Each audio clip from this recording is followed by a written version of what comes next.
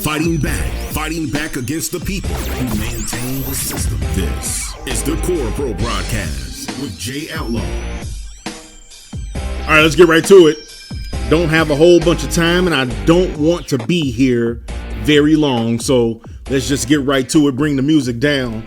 And this particular broadcast, podcast, public address, whatever you want to call it, I have got to shine the light on the hypocrisy of this nation. So, of course, the president, Donald Trump, he drops a bombshell on, well, it really shouldn't have been a bombshell last week when he signed the executive order for the travel ban, because he campaigned on that.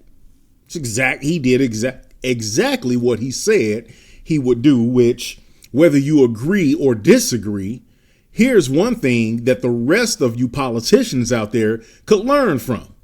Do what the hell you say you're going to do on the campaign trail once you're elected. That's one thing I can say that the Donald has done. Now, I'm no Donald Trump fan. I didn't vote for him. I don't believe in voting for the lesser of two evils. If you're going to vote for the lesser of two evils, that just makes you one who propagates evil. So I didn't vote for him or Hillary because I think they're both evil. In fact, the only difference between Hillary Clinton and Donald Trump is Donald Trump tells you to your face just how the hell he feels. Hillary is going to lie to you and then go do pretty much the same thing that Donald is going to do, especially when it comes down to black people.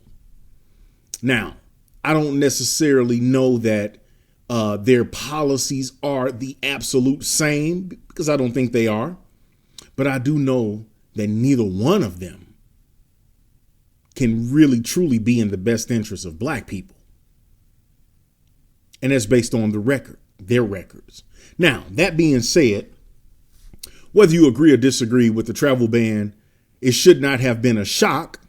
What bubble are you living in if you were surprised by that when he campaigned on that? It's crazy. So anyway, the entire nation seemingly taken to the streets. Well, we got to back up even before we get to that point. You have all of these people, women, the Women's March, that marched all across this nation when 53% of white women voted for Donald Trump. So you're protesting a dude who your sister voted for. I think you probably need to look at your sister, but that should also be a message. See, it didn't matter that Donald Trump campaigned the way that he campaigned. It didn't matter that he took shots at Megyn Kelly, and he was I won't say he was caught, but the reality is, pardon the noise in the background. As a matter of fact, let me shut it down. Hang on.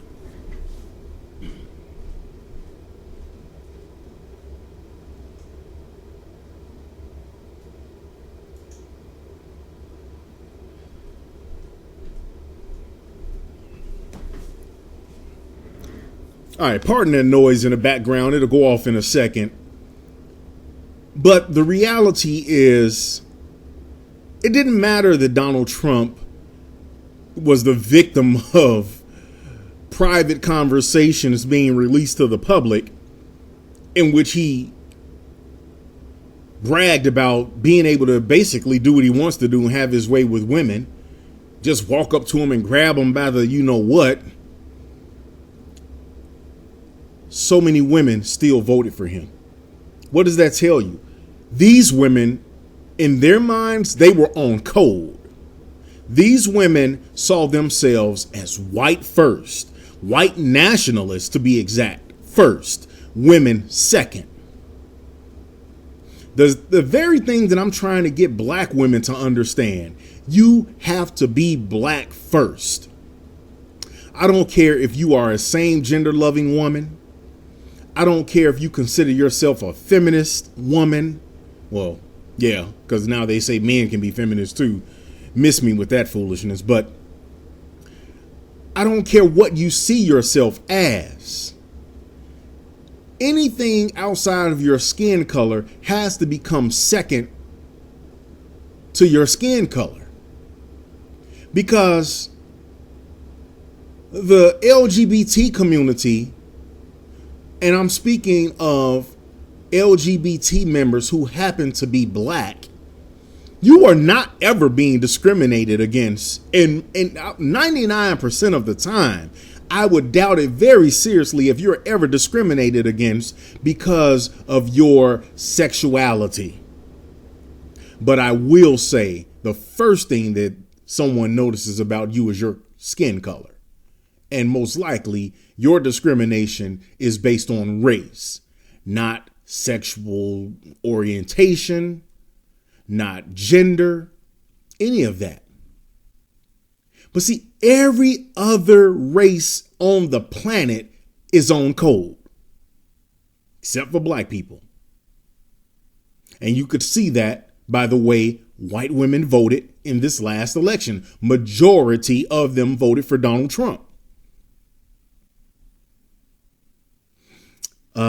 With this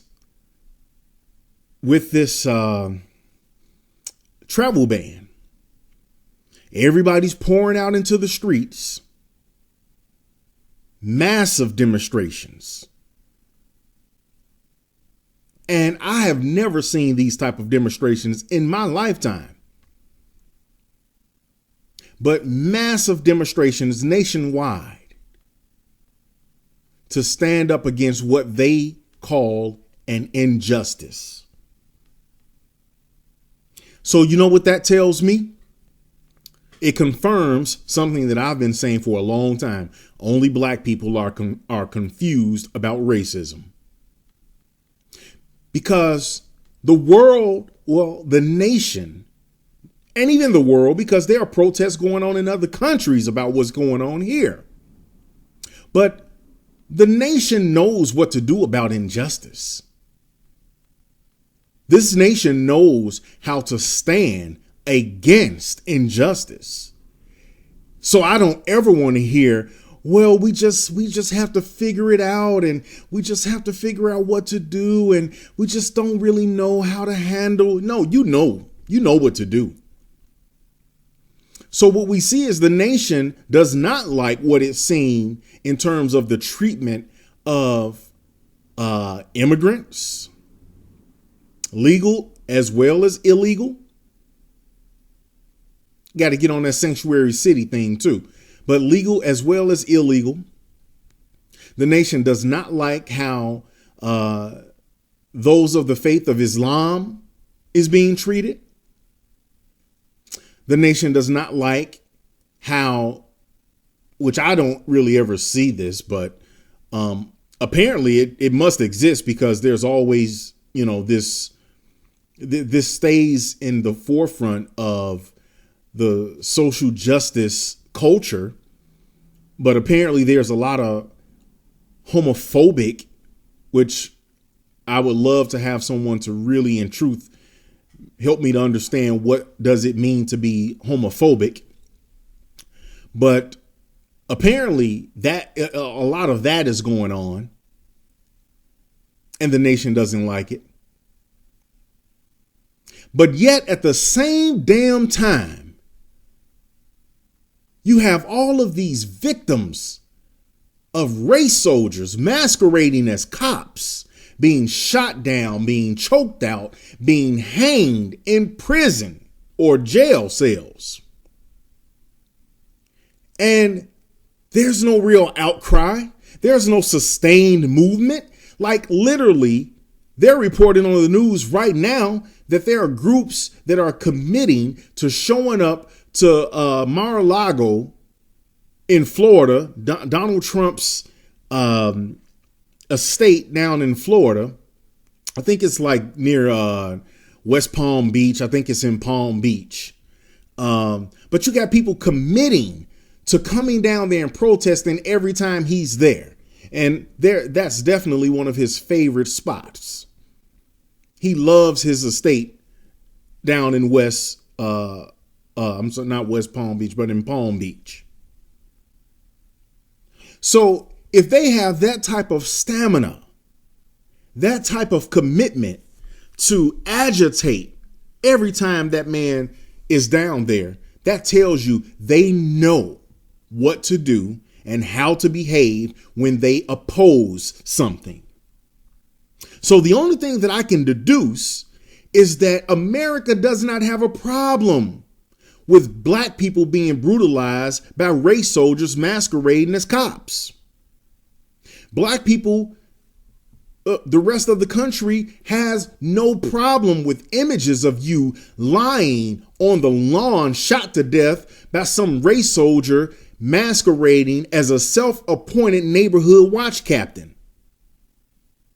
These same people who are protesting are, I'm quite sure, sitting on a lot of juries that let these type of people go. In fact, reward these people for killing innocent, unarmed black people. So I'm pissed. I am extremely pissed off. Because while we're saying Black Lives Matter, when one of our people, one of our brothers or sisters, is harassed, brutalized, and even murdered, nobody shows up. Now, don't get me wrong. I know y'all gonna say, well, there were a lot of demonstrations, and what about Ferguson and blah, blah, blah. Ferguson was mostly black people who were fed up. Baltimore after Freddie Gray, and you could clearly see when Freddie Gray was thrown into the back of that damn van, he couldn't stand on his own. Yet a judge sat there and threw those cases out as if they were confused. Well, we just don't have enough evidence. And well, according to the man, it was on tape. You could clearly see that this brother could not stand, and they had to throw him in there. So America knows what to do with injustice. They just don't see the brutalization of black people as an injustice. So what does that mean? That means we are on our own. And we got a bunch of misguided people running around here, standing up and on the front lines, willing to go to the front lines and stand and fight and battle for everybody else but they damn selves. Misguided, misdirected black people, tired of talking about race. Yvette Carnell just did a video a couple of days ago, if not just yesterday, talking about Issa Rae. Coons in high places, man. That's all I'm going to say. Probably should call the broadcast that. Putting coons in high places on blast. But she did that broadcast on Issa Rae talking about Issa Rae tweeted she's tired of talking about race. She doesn't know how Al Sharpton and others do it. But yet you have a TV show, something awkward black girl.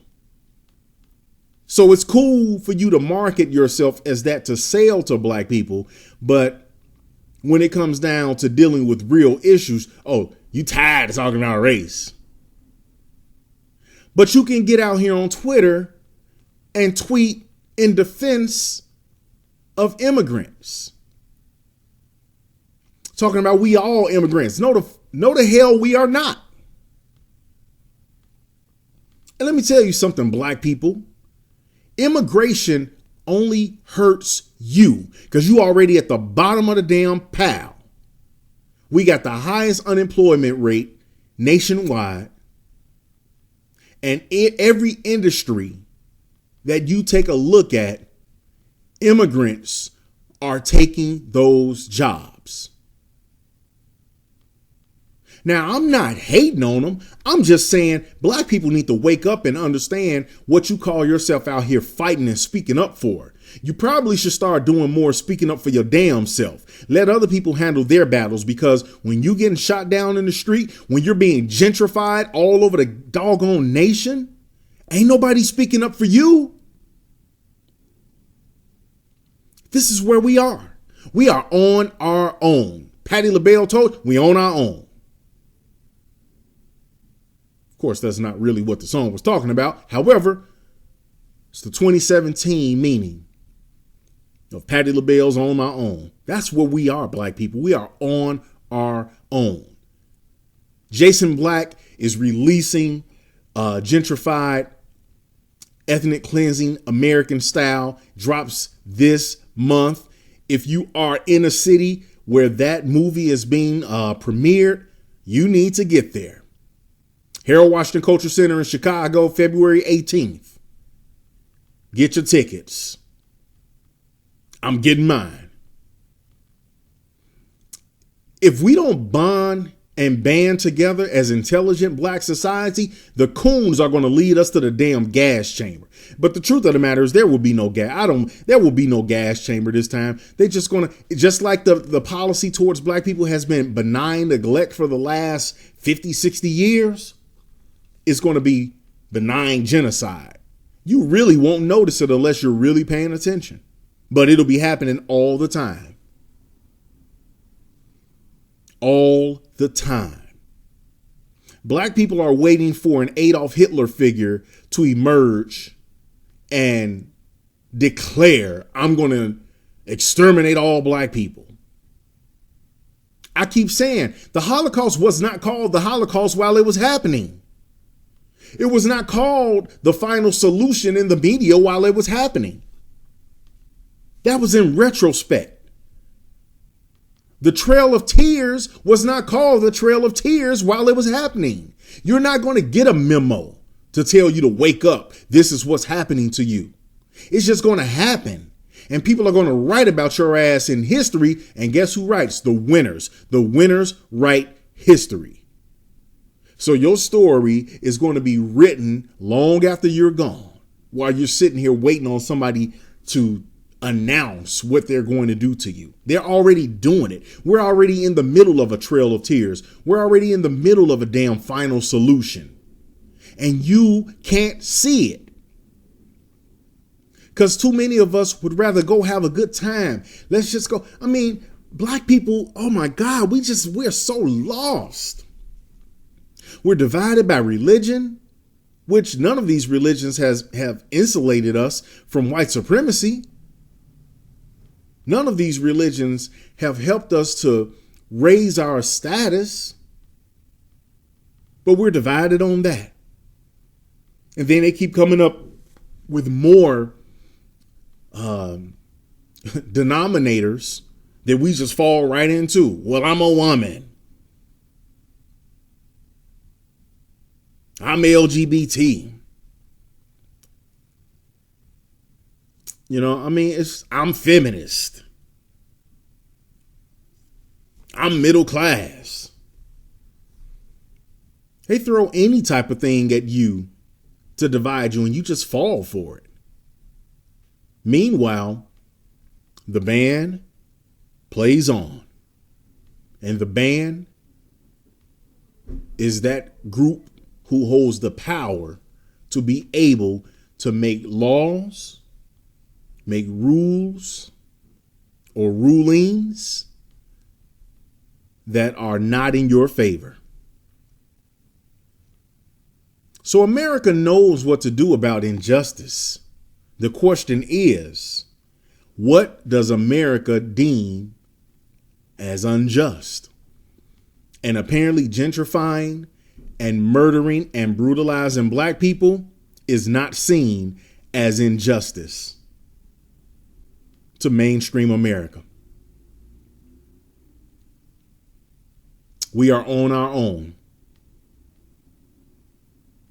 So intelligent black society must band together, and we got to leave the coons behind, And we got to leave the ones who just want to play and have a good time behind if we will survive.